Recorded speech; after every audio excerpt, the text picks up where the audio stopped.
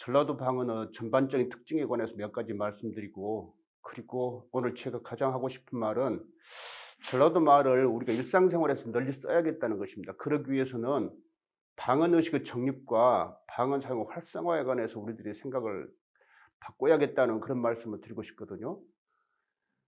한번 화면 한번 보실까요? 이게 시가문학 작품 속에 나오는 전라도 방언인데요. 익숙한 거 있으시죠? 두 번째 나오는 것이 김영랑의 오매 단풍들 건네. 그게 방언이 들어 있습니까? 지금 첫 번째, 세 번째, 네 번째 작품들에서는 방언에 해당되는 말들은 밑줄을 그어 놨습니다. 그런데 김영랑의 오매 단풍들 건네에는 밑줄이 없는데요. 한번 찾아보시겠습니까? 아마 거의가 방언이라고 해도 무방할 것입니다. 오매는 전라도에서 많이 쓰는 감탄사잖아요. 단풍은 이제 표준어이니까 들건네 같은 것이라든지 장꽝 아시죠? 장독대 이런 것들이 모두 이제 전라도 방언인데, 이렇게 전라도 방언으로 시를 써도 멋진 시가 됩니다. 그래서 우리가 전라도 방언에 대해서 항상 자랑스럽게 생각할 필요가 있다고 하는 것을 제가 특히 말씀드리고 싶은데요. 우선 방언이 무엇인가부터 우리가 다시 한번 생각해 보면 좋겠습니다. 이 방언하고 짝을 이루는 말이 표준어인데요. 표준어는 이제 국민들이 각각 다 다른 말을 쓰니까 모두가 다 자기 말을 쓰게 되면 자칫하면 의사소통이 잘 안 되니까 의사소통을 원활하게 하기 위해서는 같은 말을 써야 되겠잖아요. 그래서 정한 것이 표준어입니다. 사실은 표준어는 인공언어죠. 누가 처음부터 쓴 말이 아니라 태어날 때부터 쓴 말이 아니라 배워서 쓰는 말입니다. 반면에 방언은 내가 태어날 때부터, 아마도 태어나기 전부터 하는 말이 방언이죠. 우리가 죽을 때까지 그 지역에 사는 한 그 방언을 계속해서 씁니다. 흔히 우리가 사투리라고 부르기도 하고 학술적으로는 지역어란 말을 쓰기도 하는데, 최근에는 툇말이라고 하는 말을 쓰더라고요. 아마 그 툇 속에서부터 익히 듣고 태어나서 쓰는 그런 말이라고 하는 의미에서 툇말이라는 말을 지었을 것 같은데, 그런 점에서 툇말을 참 잘 지은 말 같은 생각이 듭니다. 여기에서 우리가 알고 있는 상식을 한번 테스트 한번 해 볼까요? 표준어, 방금 제가 말씀드렸는데 표준어는 서울말인가요? 아니면 서울말이 아닌가요? 둘 중에 어느 것이겠습니까? 밑에 보시면 전라도 방언에 대해서 전라도 특유 말을 전라도 방언이라고 할까요? 아니면 전라도 특유 말에다가 표준어 일부를 합친 것을 전라도 말이라고 할까요? 답은 다 두 번째 나온 것입니다. 표준어는 서울말을 중심으로 만든 말이긴 하지만 서울말만 가지고는 표준어가 될 수 없습니다. 그러니까 각 지역의 말이 국민의 의사소통이 필요하다면 가져다 쓰는 거죠. 그렇게 해서 표준어를 만듭니다. 사실은 서울 사람들의 말도 서울 사투리입니다. 그러니까 서울 사투리하고 표준어하고는 억양도 다르고 사용하는 어휘들도 다르고 표현도 다릅니다. 전라도 방언을 우리가 흔히 생각하면 전라도 특유 말이라고 생각하지만, 사실은 전라도 특유 말만 전라도 말이 아니라 전라도 사람들도 손은 손이라고 합니다. 발은 발이라고 하고, 그것도 다 전라도 말이죠. 전라도 특유한 말에다가 그 밖에 표준어하고 같은 말을 모두 뭉뚱그려 가지고 전라도 방언이라고 그렇게 말을 하죠. 그러니까 전라도 방언이 무엇인지 표준어가 무엇인지 하는 것을 우리가 확실히 분명하게 알아둘 필요가 있죠. 한번 이쪽 화면을 보시겠습니까? 이건 우리나라 지역 방언이 모두 몇 개나 있고 어디에서 쓰이는가를 이렇게 보여준 것인데요. 이제 남한 말도 있고 북한 말도 있고, 남한의 사투리하고 북한의 사투리도 다르고, 남한에서 표준으로 선택하는 말도 다르고 북한에서 표준어로 삼고 있는 말도 다릅니다. 남한은 표준어를 표준어로 부르고 북한은 표준어를 문어라고 부르죠. 남한 표준어는 서울을 중심으로 삼고 있고, 북한 표준어는 말할 것 없이 그들 말로 하면 혁명의 수도인 평양을 중심으로 합니다. 그것들이 세부적으로 보면 함경도 쪽의 동북방언하고, 그다음에 평안도 쪽의 서북방언, 그리고 강원도 일부, 황해도 일부의 중부방언, 그리고 가로안에 보면 육진방언이 있는데, 이 육진방언이라는 것은 함경도 저기 끄트머리 두만강 쪽 그 하류 쪽에 뼈 쪽 솟아있는 그 부분이 육진이라고 하는 곳인데 그 육진 방언이 사람에 따라서는 함경도 방언하고 다르다고 이야기를 합니다. 이제 역사적으로 보면 아마 세종 때 육진을 개척했다고 하는 이야기를 들으실 거예요. 육진을 개척해 가지고 경상도 사람을 그쪽으로 이주시켰습니다. 그러니까 육진 방언은 경상도 말이 기저를 이루고 있다고 그렇게 말할 수 있죠. 그러니까 함경도 말하고는 상당한 차이가 있어서 그래서 육진 방언을 따로 분류하는 사람들이 있습니다. 남한은 다 알다시피 서울, 강원, 경기도, 충청도를 합쳐가지고 중부방언이라고 그렇게 말을 하고 동남방언이라고 하는 것은 경상도 방언을 가리킵니다. 한반도 남쪽의 동쪽 지역이죠. 그 다음에 우리 전라도 방언을 서남방언이라고 부르죠. 한반도 남쪽의 서쪽이다. 그렇게 하고 제주 방언은 다른 경상도 방언이나 전라도 방언하고 상당한 차이가 있으니까 따로 설정한 것이죠. 이렇게 보면 남한 전체의, 한국 전체의 방언은 6가지 내지는 7가지 정도로 이렇게 분류하고 있습니다. 그 중에 우리가 서남방언을 쓰는 거죠.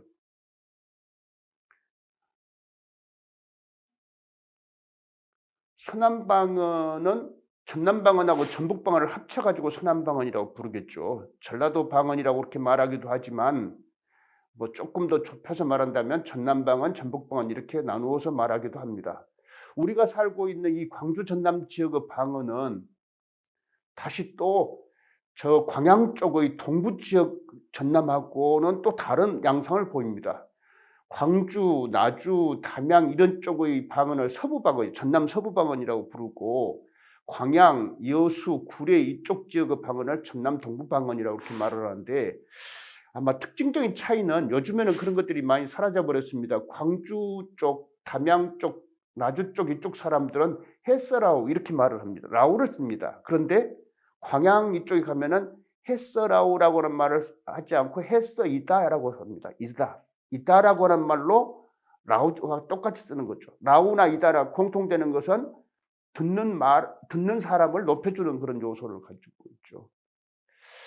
사람에 따라서는 이제 그 전남에 영산강, 섬진강, 보성강 이 3개의 큰 강이 흐르고 있기 때문에 그 강에 따라서 말이 나누어진다고 늘 이야기를 합니다. 그래서 영산강 유역 방언, 섬진강 유역 방언, 보성강 유역 방언이라고 말을 쓰기도 하지만 대체로 전남 방언은 이 지도에서 보듯이 이것을 언어 지도라고 이렇게 말을 하는데요. 부추라고는 표준말 있잖아요. 부추를 전라도에서는 부추라고 하지 않고 요즘에는 부추라고 하는 사람들도 간혹 있지만 소리란 말을 많이 쓰는데 사실은 여기 지도에서 보시다시피 이 표가 있는 지역은 전부 다 소리라고 이렇게 말을 하지만 오른쪽 경상남도하고 접경을 이루고 있는 그쪽 제일 위쪽이 구례 쪽이고 그 밑에가 광양이고 뭐 여수, 순천 이쪽입니다. 고흥 이쪽 같은 데서는 다른 표시가 되어 있죠. 거기는 대체로 소불이나 소풀이라는 말을 씁니다. 처음 들어보신 분도 많이 계실 텐데 그쪽 분들은 부추를 소리라고 하지 않고 소불 또는 소풀이라고 이렇게 말을 합니다. 이렇게 해서 동부하고 서부가 이 지도에서 보다시피 확연히 구분되어 가지고 억양도 다르고 사용하는 어휘들도 상당한 차이를 보이고 있습니다. 그래도 이것은 공통점이 많기 때문에 경상도 방언하고는 또 다르죠. 또 충청도 방언이나 강원도 방언하고 다르기 때문에 이 동부와 서부가 차이가 있음에도 불구하고 같은 전남 방언이라고 부르는 것입니다. 그러면 방언이 어떻게 생기고 어떻게 사라지게 될까라고 하는 것을 한번 살펴보기로 하겠습니다. 방언이 생기는 가장 큰 요인은 자연적으로 생기는 장애라든지 인위적 장애가 있어가지고 사람들이 왕래하고 접촉하기가 어려워지는 것입니다. 이렇게 하면 서로 말을 섞지 않으니까 같은 말을도 세월이 지나면서 이제 달라지게 되죠. 그래서 고착되어 버립니다. 이걸 이제 방언이 분야한다고 그렇게 말을 하고 방언이 다른 말로 하면 발생이라고 그렇게 말하는데 여기서 자연적인 장애라고 하는 것은 밑에서 보다시피 높은 산맥이 있어가지고 사람들의 왕래가 어렵죠. 아니면 큰 바다가 있어가지고 또 사람들의 왕래가 어렵고 그렇게 되면 자연히 사람들의 교류가 어려우니까 말을 섞지 않게 되고 그러다 보면 각자 자기 식구로 말을 하게 되고 이렇게 해서 방언이 이렇게 분화되는 것이죠. 예를 들면 제주하고 본토는 제주하고 본토 사이에 큰 바다가 있기 때문에 쉽게 건너갔다 건너올 수 없게 되죠. 그러니까 제주는 제주식으로 제주 사람들끼리 말을 주고받다 보면 그대로 발전하게 되고, 또 본토 사람은 본토 사람들대로 교류가 없이 자기들 말만 하게 되니까 제주 방언하고 본토 방언은 완전한 차이가 나게 되는 거죠.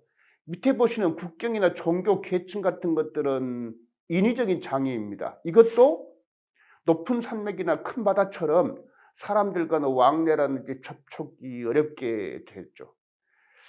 남북한이 바로 그 얘기죠. 남한과 북한은 1945년 해방이 되면서 다른 체제가 들어서게 되었습니다. 이제 상당히 몇십 년이 흐르는 사이에 왕래가 불가능하게 된 셈이죠. 그러다 보니까 남한 말은 남한 말대로, 북한 말은 북한 말대로 독특한 모습으로 발전하게 되고, 그게 정책적으로 남한은 표준어를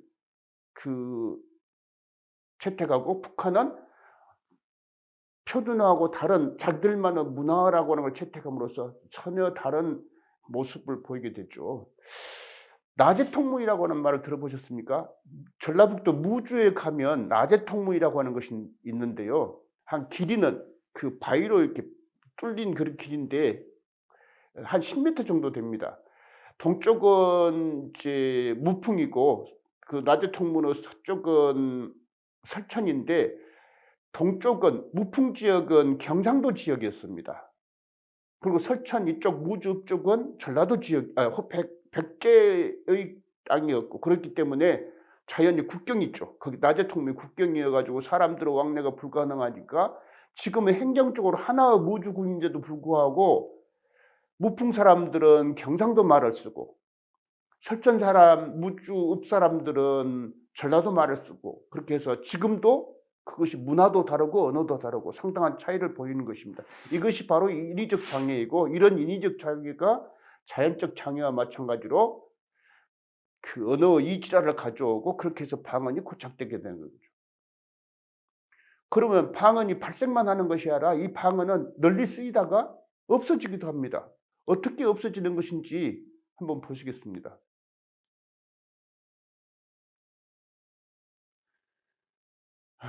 요즘에 와서 뭐 세계화, 지구촌 이런 말들을 많이 하잖아요.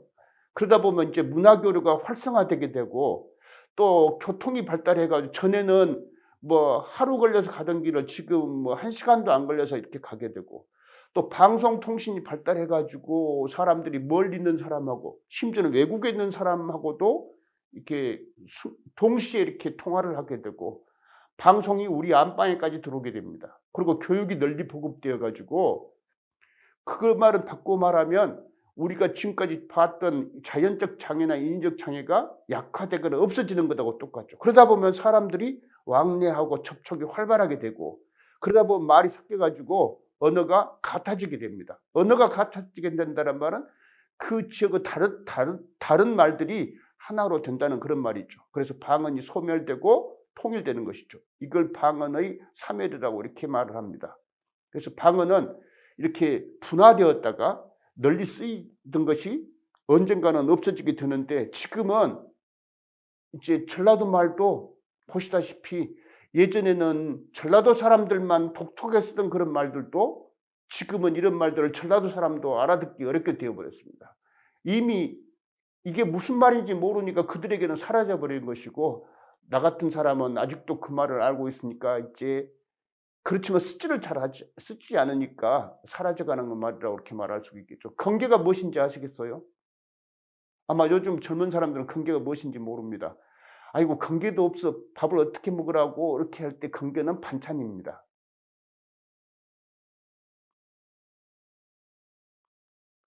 맨 밑에 감자, 북감자 같은 것을 모르는 분들이 없겠죠.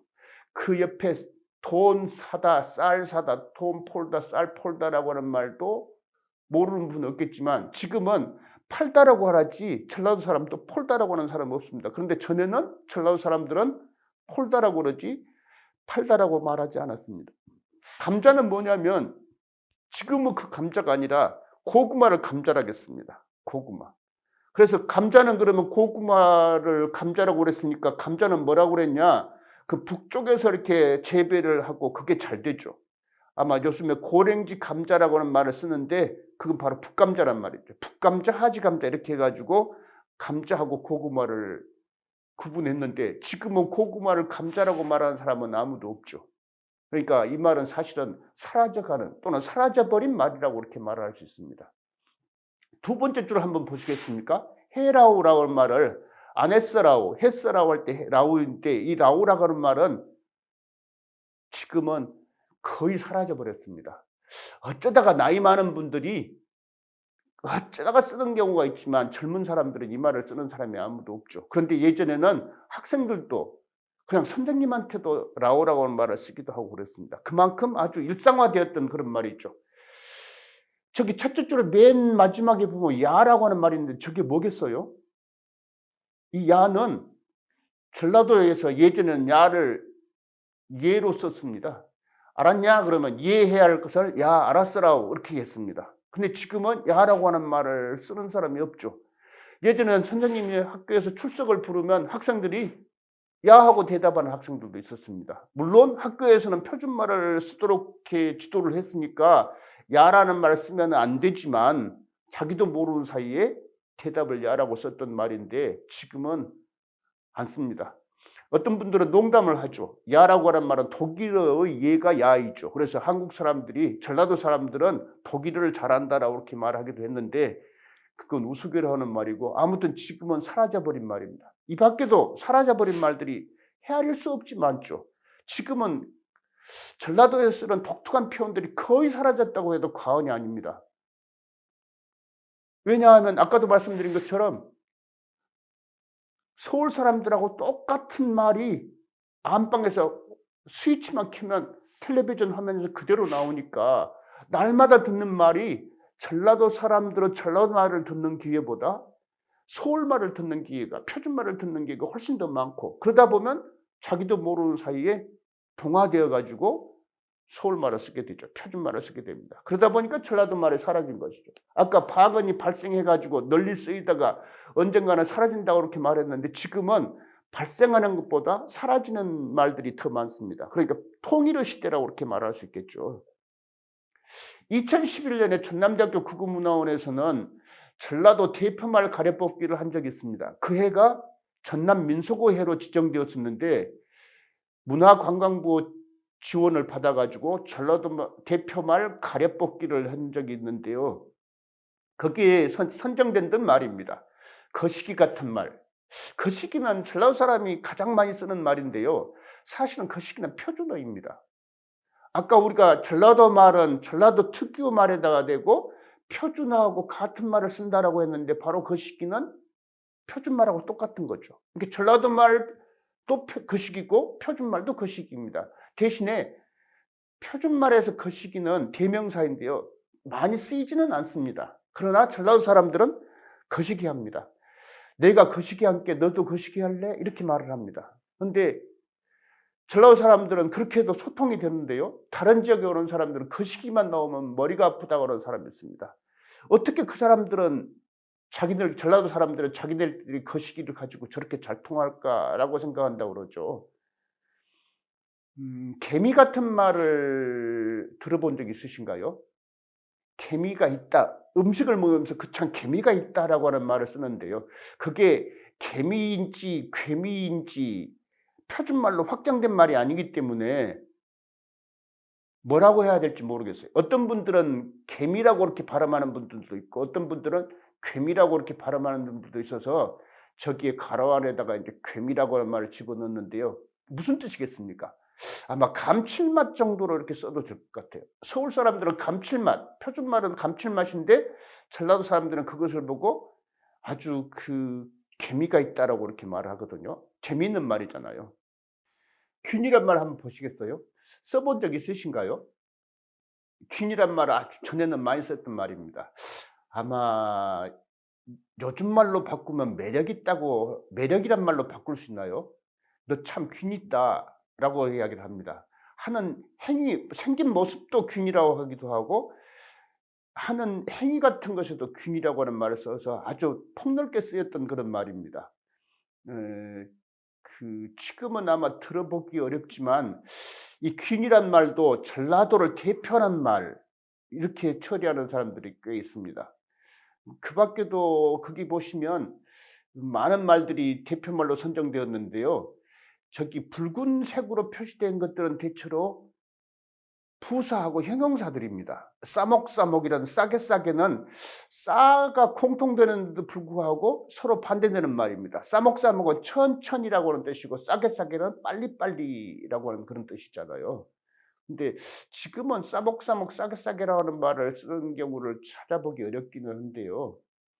아무튼 전라도를 대표할 수 있는 그런 부사하다고 이렇게 말할 수 있겠는데, 거기 보면 징하다란 말도 많이 쓰이죠. 징하다라고 하는 말, 어메 징한 그, 이 징한 놈의 세상, 뭐 이런 식으로 이렇게 말을 많이 하는데, 이 징하다도 아주 많이 들었던 그런 말입니다. 요즘은 뭐 어쩌다가 징그럽다라고 하는 말을 쓰는 경우가 있는데, 그건 표준어로 이렇게 등재된 말이고 아마 의미상으로는 같은 말일 겁니다. 쓰임은 징하다는 말이 훨씬 더 광범하죠. 뭐 징하게 많소이, 징하게 자라요라고 하는 긍정적인 문맥에도 쓰이고 또는 부정적인 문맥에도 쓰이고 해서 징하단 말이 뭐 형용사로 또는 부사어로 이렇게 폭넓게 쓰이는 그런 말이죠.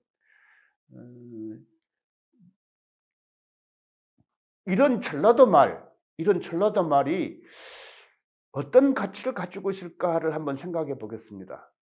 저는 우선 첫 번째로 전라도 말은 우리말 어휘의 보물창고란 말을 썼는데요. 아까 말씀드렸던 개미 같은 말, 이런 말들 같은 것은 아까 감칠맛 정도에 해당될 것이다라고 이야기를 했는데 문맥에서 보면 또 다른 폭넓은 의미를 가지고 있을 것 같아요. 그런데 이것은 이 비슷한 말이 사전에 나와 있지 않습니다. 근데 만약에 이것이 감칠맛이라고 하는 감칠이라고 하는 말, 감치다 또는 맛이라고 하는 두 개의 단어로 하나의 그 의미를 나타내기보다는 개미라고 하는 하나의 단어로 그 맛을 나타낼 수 있다고 한다면 표현이 그만큼 늘어나는 것이고, 그런 점에서 본다면 우리말이 확장되는 것이라고 그렇게 말할 수 있겠죠. 비접들다도 마찬가지입니다. 비접이란 말을 들어보셨나요?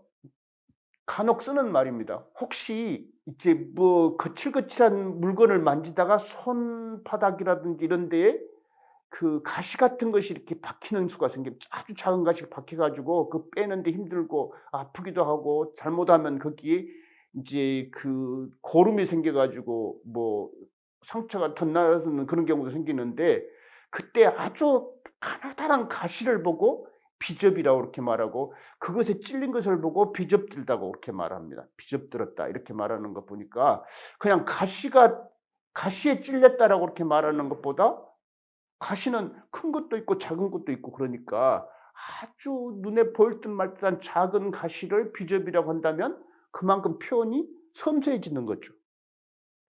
운 나가다 운 들다라는 것을 얼핏 생각하면 뭐 행운 이런 것하고 관련지어서, 운수 이런 것하고 관련지어서 생각하실지 모르지만, 여기서 운 나가다는 것은 김치 같은 것에서 운이 나가다, 운이 들다라고 하는 말을 씁니다. 그러니까 김치도 처음 담았을 때부터 마지막 다 쉬어서 못 먹을 정도까지 될 때 맛이 조금씩 변해가는데, 그때 그 가운데 가장 감칠맛이 절정을 이룰 때, 그때를 보고 운이 들었다고 그렇게 말을 합니다.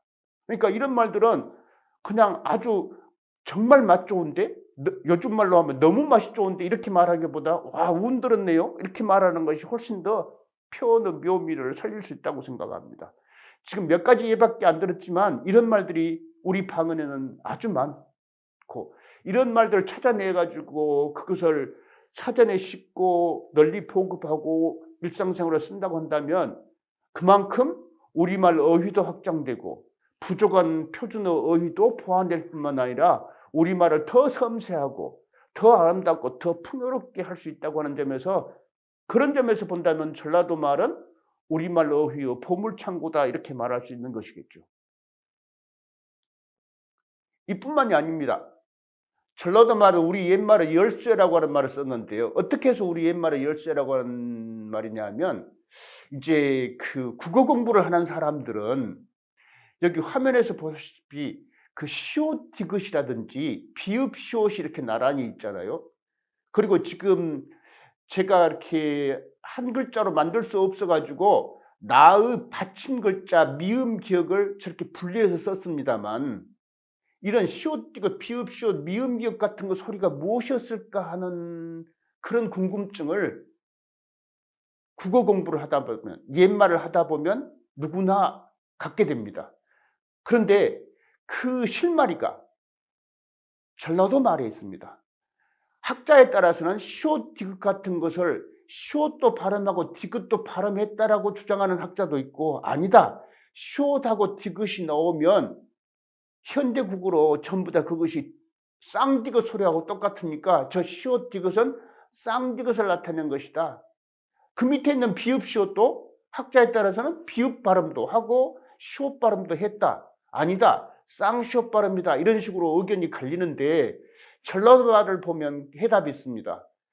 시동이란 말을 혹시 아시나요? 지금은 거의 쓰지 않는 말인데, 예전에는 비료 공장도 없었고, 비료는 필요하고 그러니까 퇴비, 식물 같은 것을 썩혀가지고 퇴비라고 그래서 밭이나 논 같은 데 이렇게 뿌리는 그 퇴비도 있었고, 시동이라는 것이 인분을 모았다가 그것을 삭혀서 나중에 밭에다 뿌립니다. 그러면 좋은 거름이 되어가지고 이제 작물을 재배할 수 있죠.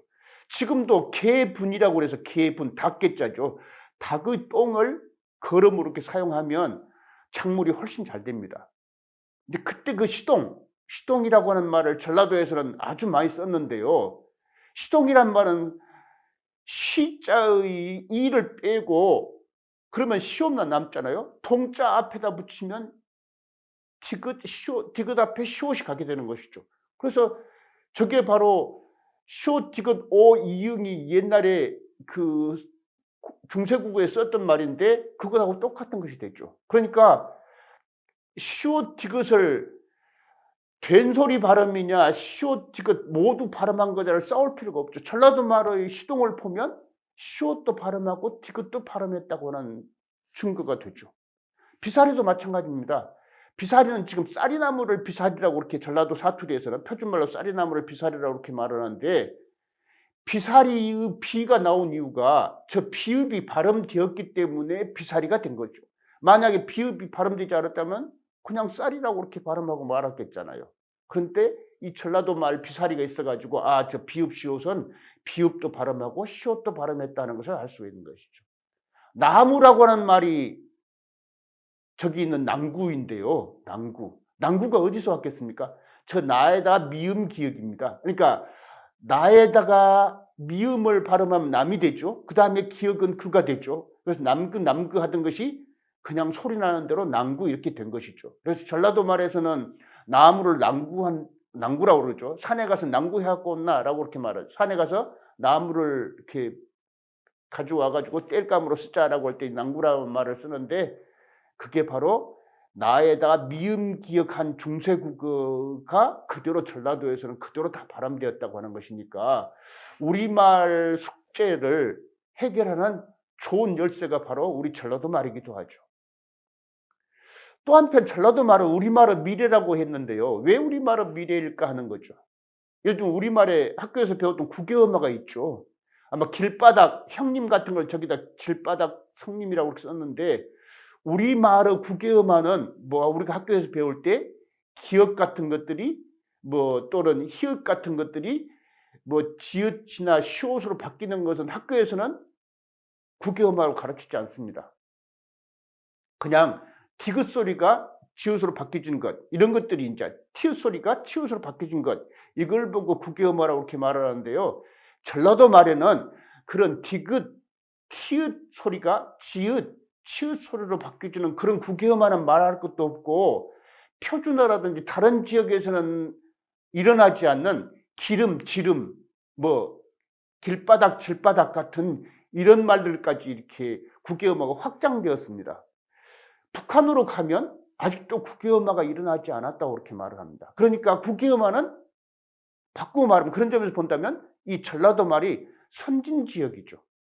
그래서 중부방언 서울 쪽에서는 국어음화가 일부에서는 진행됐고 북한은 그나마도 안 되었으니까 이대로 간다면 옛날처럼 되었다면 아마 한국어는 모두가 국외어화 되었을 텐데 지금은 아까도 말씀드린 것처럼 표준어가 널리 보급되고 방송 통신이 발달하다 보니까 이제 과거처럼 어떤 지역의 말이 표준어 쪽으로 들어갈 기회가 없어져서 이제 국외어화는 멈춰버렸습니다. 그렇지만 어쨌거나 간에 국외어화 선도 지역이라고 하는 것은 확실하잖아요. 그 다음에 마찰어마라고 하는 것은 무슨 말이냐면 원래는 기역, 니은, 디귿 그러죠.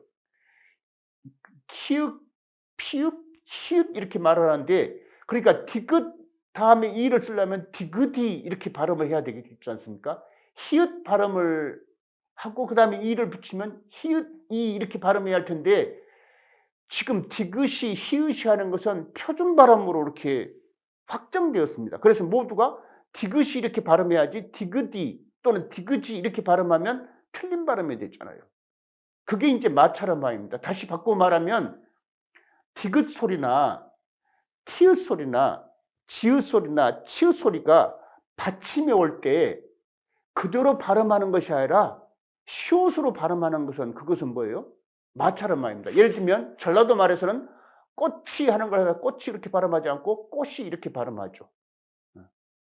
솥이 이렇게 발음, 솥이 이렇게 발음하지 않고 솥이 이렇게 그렇게 발음하는데 표준 발음은 꽃이 발음해야 되고 솥이 이렇게 발음해야 됩니다.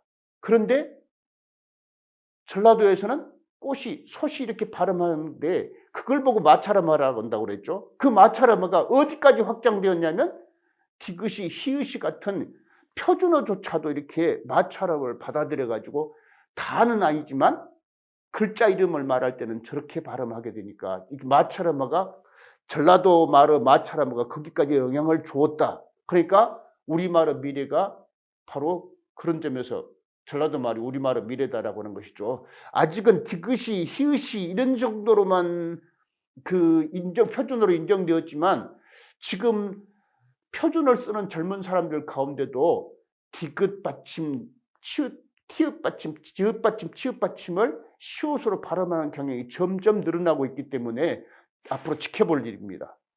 그 다음에 평음화라고 하는 것은 무슨 말이냐면 원래 키읔이라고 하는 글자는 키읔이라고 하는 글자는 키읔 글자로 받침을 쓰니까 그대로 연음해서 읽은다면 키읔키 이렇게 읽어야 되고 피읍은 피읍이 받침이 되니까 피읍이 이렇게 읽어야 되잖아요. 그런데 표준 발음이 키읔키가 아니라 키읔이, 피읍이가 아니라 피읍입니다. 이것은 거센 소리가 평음, 예사 소리로 이렇게 바꿔진 것을 인정하자고 하는 것이죠.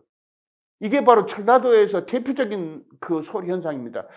아마 학교에 그 입학한다고 그러죠. 그게 표준 발음입니다. 근데 전라도 사람들 입학한다는 말을 안 쓰고 입학한다고 그렇게 말을 합니다.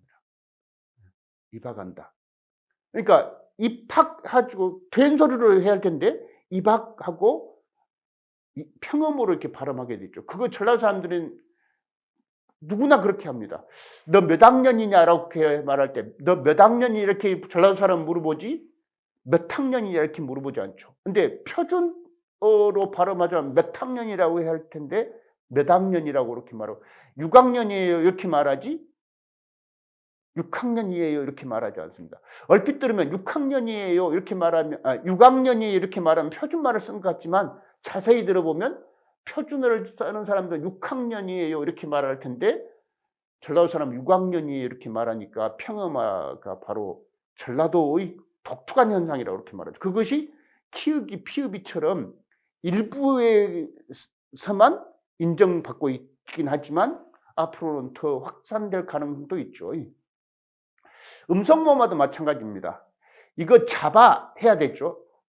이거 막아 이렇게 해야 되는데 요즘에 보통 어떻게 해요? 이거 잡어, 이거 막어 이렇게 말하죠. 전라도에서는 앉아 하지 않고 안거 이렇게 말하잖아요. 영식어 하는 것은 무슨 말이냐면 아마 이거 처음 들어보셨을 텐데 전에 우리들이 어릴 때 친구 이름을 부를 때 영식아 이렇게 부르지 않고 그렇게 물론 부르기도 했습니다만 영식어 이런 식으로 해가지고 어로 불렀습니다. 그러니까 전라도 말의 특징이 바로 뭐냐면 양성모음도 음성모음으로 바꾸는 건데 이런 것들이 전라도 말의 한 특징이라고 그렇게 말할 수 있겠죠. 언젠가 우리도 지금 표준어로 인정되고 있지 않지만 점점 음성모음으로 바꿔지는 경향이 두드러지고 있다는 것도 바로 그런 것들이죠.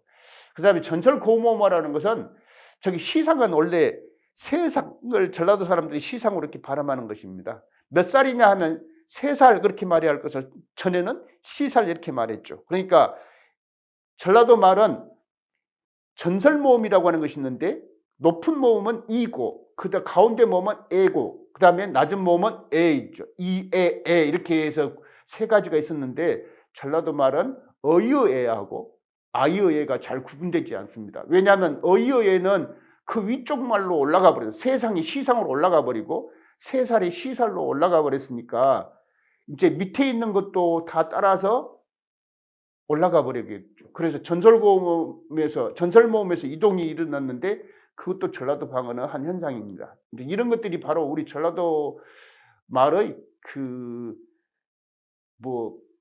선진적인 어떤 그 소리의 변화가 앞으로 우리말 전체로 확산될 가능성이 있다라고 하는 그런 뜻을 보여주는 그런 말이죠. 이런 전라도 말에 대해서 어떤 특징을 가지고 있는지 한번 정리해 볼 필요가 있다고 생각합니다. 저는 이제 사람마다 이것에 대해서 다르게 말할 수도 있지만 또 더 많은 것들이 있을 수 있고 여기에 있는 것들은 조금 그 다른 것보다 그 특징이 좀 약하다고 그렇게 볼 수도 있겠지만 아무튼 이런 표현들이 전라도 말의 특징을 보여주는 거라고 그렇게 말할 수 있을 것 같아요. 말투가 부드럽고 다정다감하다라고 하는 말을 우리만 하는 것이 아니라 다른 지역 사람들도 많이 합니다. 아마 경상도 사투리를 들어본 사람들은 전라도 말이 부드럽고 다정다감하다는 것을 곧장 느낄 수 있을 거예요. 서울 말은 깍정이 같은 말이라고 그렇게 말해요. 서울 깍정이라고 그렇게 말을 우리가 하는데 서울 말을 들어보는 것보다 전라도 말을 듣는 것이 훨씬 더 부드럽고 다정다감하게 이렇게 느끼는 경우가 많습니다. 그래서 이런 것들도 전라도 말의 한 특징이라고 이렇게 말할 수 있을 거고 특유 말끝, 억양이라든지 어미가 발달했다라고 하는 말은 무슨 말이냐면 알았냐? 이렇게 끝나지 않고 뭐 내가 그랬어이 하거나 이런 말들이 이렇게 전라도 말에 많이 붙는데 이런 것들이 좀 표기하기도 좀 애매하지만 아무튼 전라도 말을 흉내내는 사람들의 대부분이 이를 갖다 붙이는 경우예요. 내가 너하고 이런 식으로 이렇게 말을 많이 하는데 지금은 그런 것들이 많이 사라져 버리긴 했지만 이런 특유 말끝이라든지 어미 같은 것들이 발달한 건 틀림없는 일입니다. 예를 들면 전라도에 쓰이는 속담 가운데 한 가지 한번 들어봐요. 멍서방 나주 갔다 오댔기라고 하는 말입니다. 나주 갔다 오댔기. 무슨 말이냐면 표준말로 하면 멍서방 나주 갔다 오듯이라고 하는 말이죠. 표준말로 하면 듯인데 전라도 사람들은 댔기라고 그렇게 말하니까 이런 것들이 바로 특유의 그 어미 같은 것들이 이런 것들이 많습니다. 뭐 알았단 맛이 알았어 이렇게 말할 것이 알았단 맛이 뭐 한단 맛이 이런 식으로 이렇게 마시를 쓴다든지 이런 것들도 뭐 그런 중에 한 가지인데요.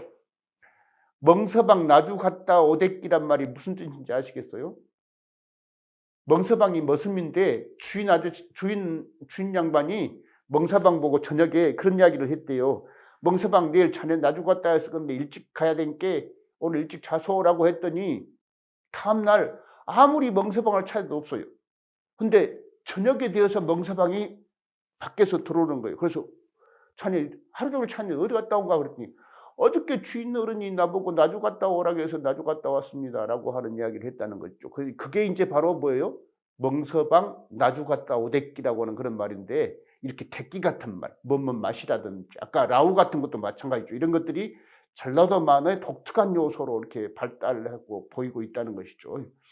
그다음에 형용사 부사가 발달했다라고 하는 것이 아까 전라도 말 한 30여 개를 대표 말이라고 해서 뽑은 건데 붉은색으로 표시했다고 그랬잖아요. 그것들이 바로 형용사 부사들인데 이것들이 아주 많이 쓰입니다.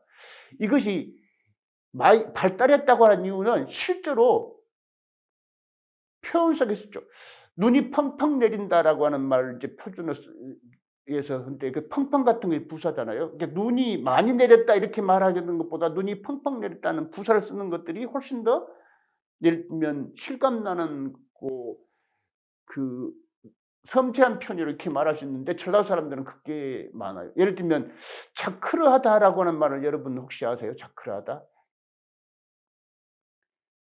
예를 들면 그 옷맵시가 좋은 걸 보고 자크르하다라고 이렇게 말을 씁니다. 이제 이런 것들이 바로 전라도 말맛을 살리는 말이라고 할 수 있는데 그런 것들이 잘 발달해서 따라서 표현이 섬세하고 풍부하다고 그렇게 말할 수 있겠습니다. 삶의 애환이 담겨 있다는 말은 뭐 어느 말이나 다 마찬가지겠지만 특히 전라도 말에도 그런 것들이 많이 느껴지고요. 감정 표현이 풍부하다는 것도 전라도 말에서 우리가 흔히 그 이야기하는 것들입니다. 또 한 가지 재미있는 것이 욕설이 다양하고 격정적이라고 하는 말을 했는데요. 사실은 전라도 말에 욕이 굉장히 많습니다. 아주 그리고 결정적인 욕들이 많아요.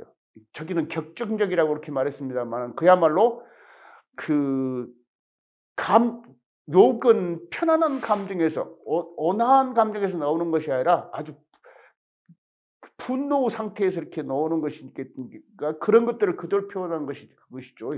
심지어는 죽음이라든지 옛날에 극악한 형벌 같은 것도 욕으로 쓰이기도 있고 그래서 다른 지역에 사는 사람, 특히 중부 지역으로 올라가면 올라갈수록 욕의 수도 줄고 강도도 약하다고 그렇게 해서 전라도 욕을 듣고 놀라는 사람들이 굉장히 많이 있습니다. 그만큼 전라도 말이 욕설이 많고 격정적인 거다 이렇게 볼 수 있겠죠.